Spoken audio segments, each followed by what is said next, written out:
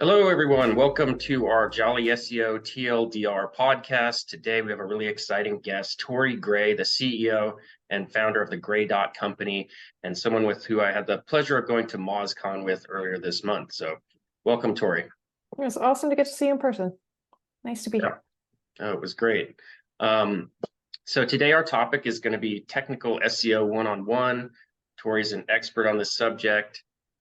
So we'd really like to dive into it with her. So, Tory, I guess if my first question here is why is technical SEO important for somebody to understand if they're new to SEO or just getting started with their online presence? Absolutely. So, we know what SEO is, right? We know we want to be found on Google. Technical SEO is the version of that where you're making potentially changes to your website or just making sure Google knows how to find your website, and they can so we're looking at two major things here. We care about accessibility of your website and the indexability of your website. So can Google find it, and can they do stuff with it? And a technical SEO is here to make sure that that is possible. It's just one facet of SEO. There's other, content SEO and link building and all these other really important elements too. But if Google can't crawl your website, and if Google can't index your website, kind of all the other things don't matter, in that it's like the front door. If you can't get in, what does the rest matter? It's not the only thing that matters. Once they get in, do they like it there? Do they want to do stuff there? Do they want to hang out there? Are you giving them reasons to with your content and with your other work around SEO? But it is a critical step to make sure that your web presence is maximized in the way you want it to be. Yeah, and I like how you're putting it, because it's like, right, the goal is to help Google. It's not that Google's the enemy or that we need to trick Google in some way. It's really just helping make their job as easy as possible to crawl your website. Heck yes. And if you're trying to trick Google, I mean, good luck with that. They're kind of smart and they got a bigger team than you do. I'm just saying. They will find you eventually. I'm sure you can get away with some stuff for a while. But if you're trying to do shady things, specifically at scale, that's really when it's going to matter to them. Like, yeah, you can get away with little things here and there, but it's the scale portion that matters. But ultimately, we make it easy for Google to do what we want it to do. So that's a perfect framing that you brought up, especially as your site scales. It's not just about can Google get in, but are you making it easy for them to do the things? Because the more work it is, the less likely they are to do it as frequently. And I want them to do it as much and as often as possible to make sure I show up more. Yeah, that's right. Definitely makes sense. And sticking to the real 101 aspect of this, I think most people have heard terms off-page and on-page SEO. Where would this fall in terms of that, and how would the other one be different? So off-page is links, it's authority building, it's other things you're doing on other places on the web.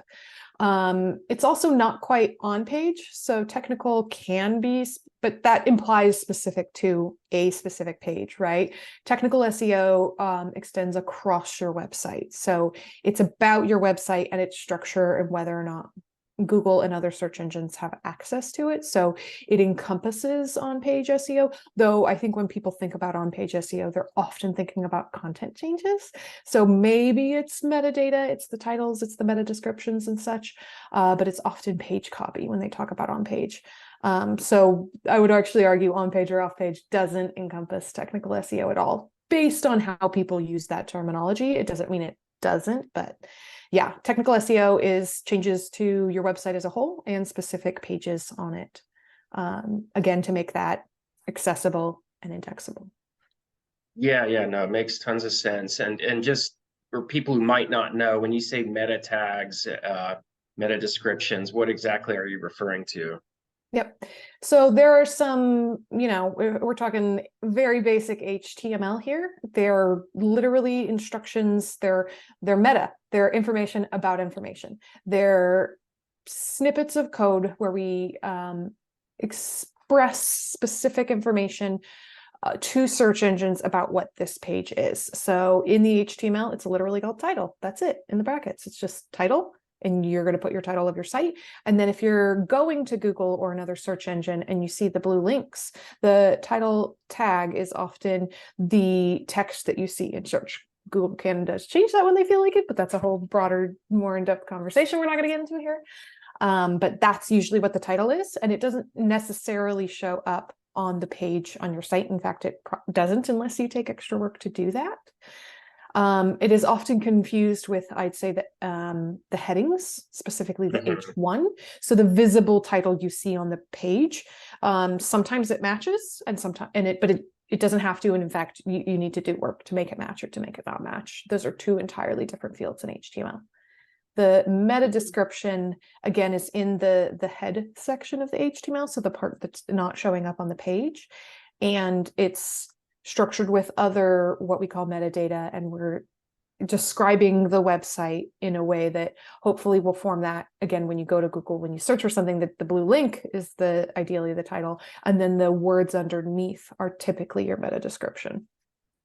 So you're sending that information to Google to say, this is me, and hopefully so that they can then show their users a compelling, interesting definition of that page, whether it be the homepage on your site or a specific subpage under it. Okay, perfect. Yeah, thanks for diving into that. So it sounds like a lot of the tags and stuff are essentially the back end things that Google sees, not necessarily on page, and then that description is going to be seen, right when you're searching results, right? And there's that little paragraph. Yep, exactly. Cool. So I know we already went through some of the critical technical SEO factors. In terms of somebody who's just starting out with their website, what would be maybe some key optimizations, like low-hanging fruit that somebody could implement when they're starting out? Yep. So, I mean, again, we're going back to the basics of, we want Google to access our site, and then we want them to index. So those are different. Can they crawl is what I mean by accessibility. Are they allowed on your site? Do you say that they can? And then we have tools around indexability. So once they can crawl it, if they are they allowed to show your site in search results? Because you don't always want them to show all of your information. Sometimes that information is confidential. Sometimes it's proprietary. Sometimes it's like your admin where you're going to edit your website, right? You don't want that stuff in Google because you don't want hackers to find it.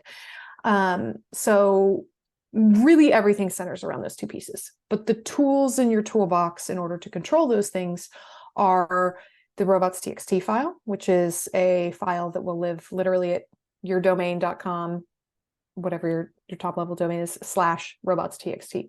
That file needs to exist. It has to. If it doesn't, Google will see it as a 404, might not crawl your site. Strange behavior happens if you issue a various status codes like a 404 or a 500. Those are fancy ways of saying server errors or the page is not found, client-side error. They're just computers talking to computers to say, I don't know what you're talking about. They're errors to Google. So that needs to function, and it needs to give instructions. The robots.txt file is volitional. So only bots and crawlers on the web that are listening to rules will follow your robots.txt. But Google and search engines, the big ones, will all follow your rules. They want to respect the web. They want to follow your instructions. So you can tell them specific instructions to follow on your robots.txt file. So that's the first one I'd look into. The only thing you can control there is your crawlability and therefore your accessibility. It does not control indexation. It might influence indexation, but it doesn't control it. Another big tool in your toolbox is your meta robots tag, or robots meta tag. And it's just like the meta description tag. It's a tag that goes in your header that literally explicitly says to index or not index, or follow or no follow. And there's a variety of other instructions, but those are the two main ones. And you can, on a page level, be very explicit about what Google and other search engines are and are not allowed to do. So that's a great tool in your toolbox. I really love the remove URL tool in Google Search Console. So it's a way to control indexation. So it's not controlling whether or not Google can crawl your site, but you can say, hey, stop crawling, stop indexing this page, stop showing it. And it's a very quick and easy way, especially if there's confidential data out there, things Google should not be seeing or having access to. That's a great tool.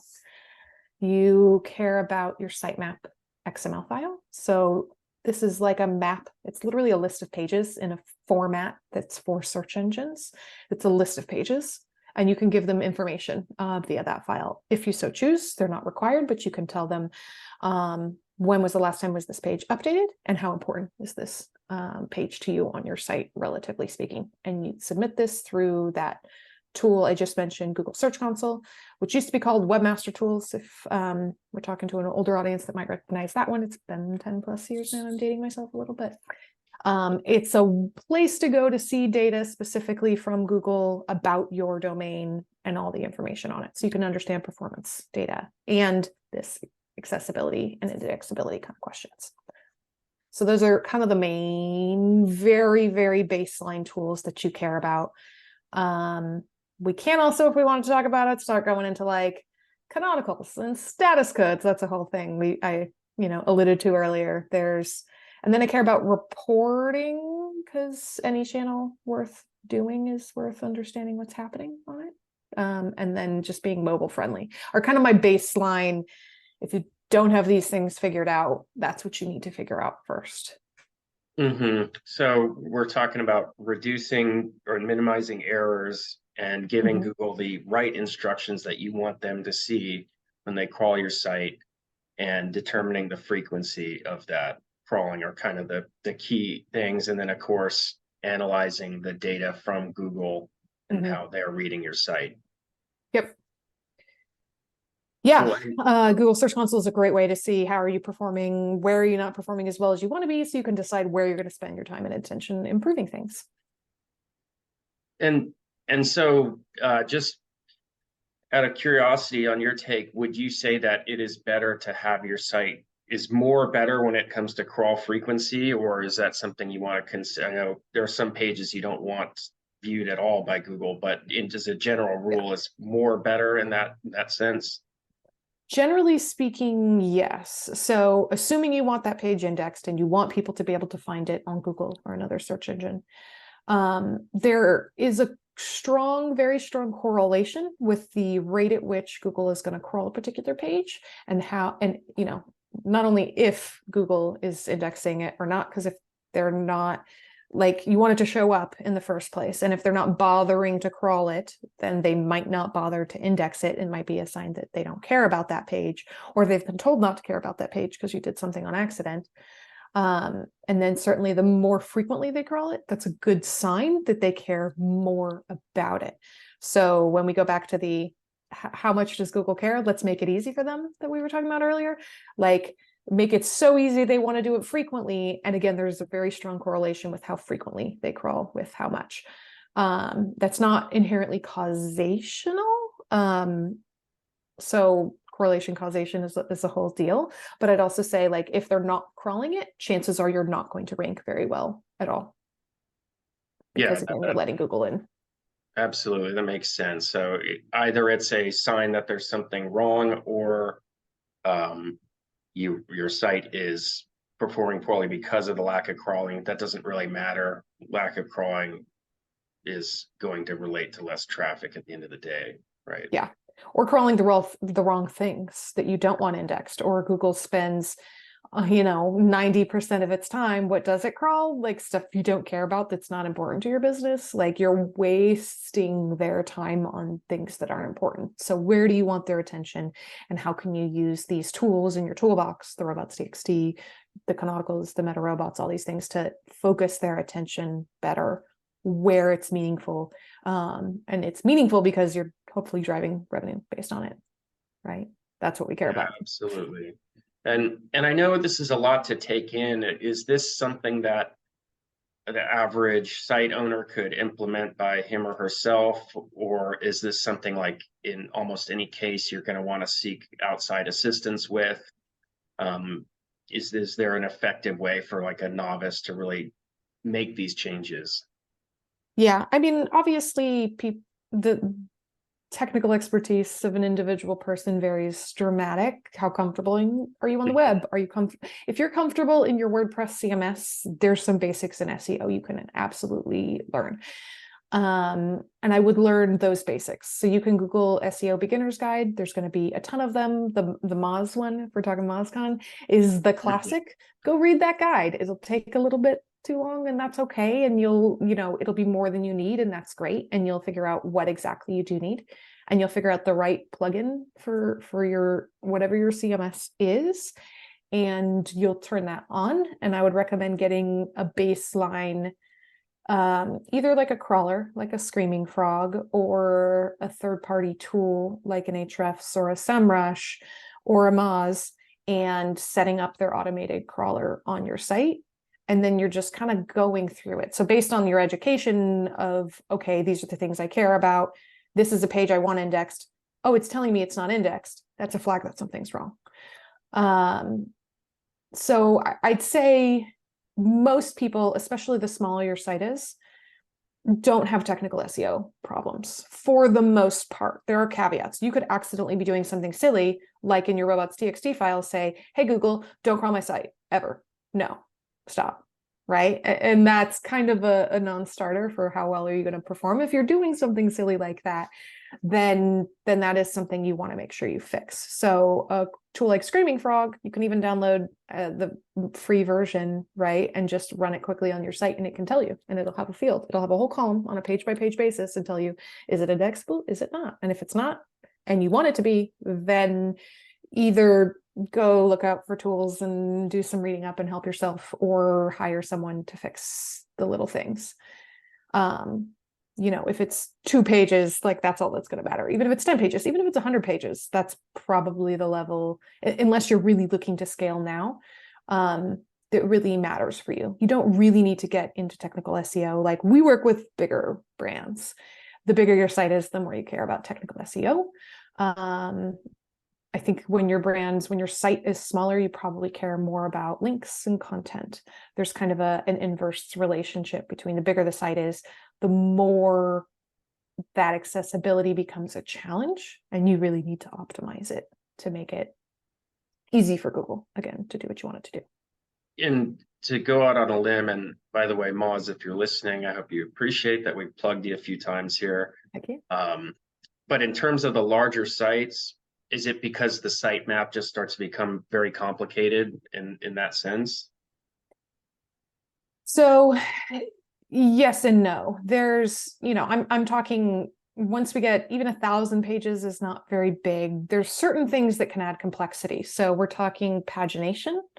If you're e-commerce, you probably have a decent amount of complexity because you have facets and filters, and you have product pages and you have category pages. Mm-hmm. And there might be some versions of those categories you want indexed.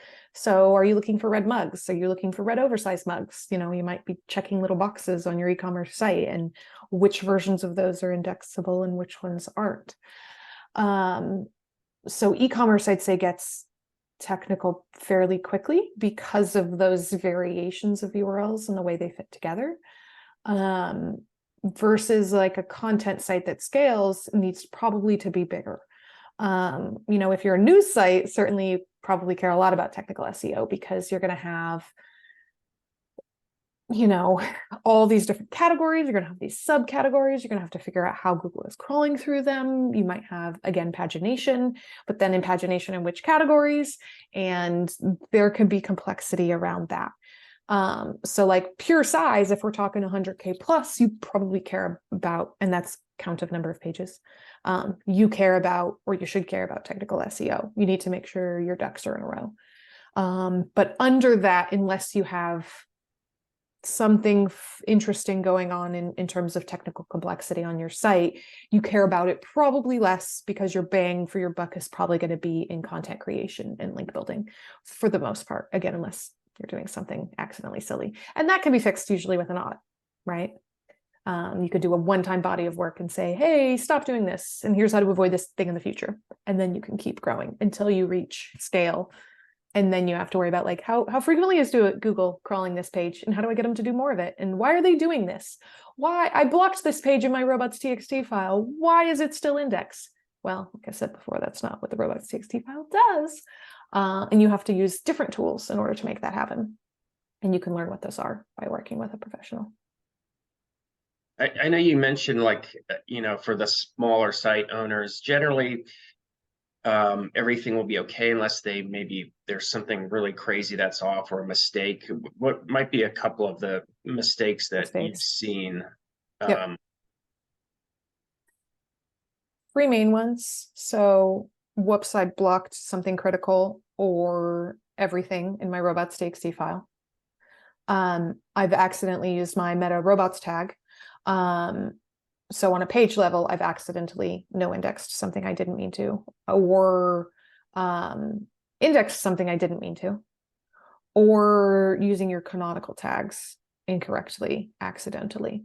So a canonical tag attempts to solve the classic problem of duplicate content you might have heard SEOs talk about, wherein Google's evolved through the years, and it used to be, even when I was in this field, that one way to grow your site was just to make new pages on your site, and more pages was better, and it didn't matter where that content was from. It just needed to be about your subject matter.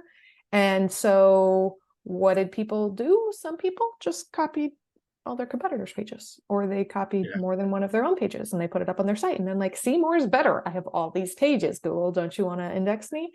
And then Google got smart to that and said, no, if you have other versions of the same page, like, we're not going to give you credit for that. But at the same time, there are normal reasons on the web sometimes to show one's page in more than one place. So maybe you're a brand family and you want to show the same about content on multiple sites because it's still you ultimately. Or maybe you have different audiences on your site and your navigation is built in such a way where each audience is looking, within their own vertical in the nav. And sometimes then they repeat the same page in different sections of the site. So sometimes it's like a structural site issue and you'll have more than one page that's the same. A canonical tag is part of that head section of the HTML. And we can say like, this is not the original source. The canonical is over there. Or you can say, I am the canonical, which is a long-winded explanation. But ultimately, if you're accidentally saying, hey, I'm not the original on this page because you've made a mistake and you've not included the www subdomain that your site uses or doesn't use, or you forgot the closing flash, or your site moved to HTTPS and it still says HTTP, you can accidentally be indexing. That one's a weird one because canonical is a signal, not what we call a directive, like a meta robots. Google will listen to you, and they just will. If you say no index, they just will do that. A canonical is more of a signal, so Google can override you and ignore you, but you're telling them to do it. So in most situations, they will do that thing. So it's important to not tell them not to do that thing, right? So yeah, messing on accident with those three tags, I'd say, is the most common thing that people do when you're a small site. And usually it's the whoops, I've de-indexed things that I would want to be indexed. But I also see the opposite once in a while, and it's the holy crap, I just realized that this really important proprietary thing to my business should not be out there in the public, in the world, and it is. Help. And they're panicking, right? And they need to figure out how to get that de-index. yeah. I mean, that would be scary depending on what it is. And the canonical tag it's kind of like, we do link building. I kind of see it the same thing as with the no follow, right? Where it's a signal, right? It's not a directive per se. Yeah. Google, if they think it's valuable, they'll do what they want with it. Makes Especially sense. if you think you're wrong, because frankly, it is easy to get it wrong. And so sometimes they don't trust you and they'll ignore you because they think you're shooting yourself in the foot, because often you are. Absolutely. So in kind of that line of thinking, are there some common myths in regards to technical SEO that you've heard and that you're always, needing to correct people about? Oh my goodness. There's so many. And so many of them start because that's the way it used to be, or it used to work. And I'd say most things are just more dated, because just duplicating your competitor's content and just stealing it and putting it up on your site, it used to work. Cool, it doesn't anymore. Or in the realm of link building, there's purchasing links at scale that's specifically against Google's terms of service, so that'll get you in trouble. So lots of people still do it, and lots of people talk about how to get away with it, and it's it's not a myth in that it can work until it doesn't. And there's a lot of things where Google knows how to detect it very easily. So for instance, if you get a lot of those fake backlinks from a specific IP address, Google can tell that and then can easily discount all of those. And then you might get a manual penalty. So I'd say one big one in the realm of specifically technical SEO, a myth might be, and this is a case of it's changing over time, is that Google will just index everything and we don't need to worry about indexing. What we need to worry about is ranking and how well of a job we're doing on Google showing up for a particular page for a particular query. To which I might say indexation or indexability is not a right, especially in a growing, changing age of AI. Google will not be indexing everything. And just because you think it's good quality doesn't mean Google thinks it's good quality, and doesn't mean they think it's original and worthy and unique and different enough from what else is out there to index as a whole separate page. So this is an evolution where it's becoming a myth that you just put it up and Google will index it, because they won't in the way that they used to. I like what you said, that indexability is not a right. I think that's a good takeaway from this podcast. And we, as anyone in the SEO space knows, I mean, at MozCon, I think like 30% of the speakers talked about this. AI is definitely changing SEO, and it's on a lot of our minds. So I think a lot of us are kind of wondering how things are going to change in the future. If there was something that like, this is more of a fun theoretical question, but if there was something you wish search engines would change, specifically Google would change, what do you wish it would be?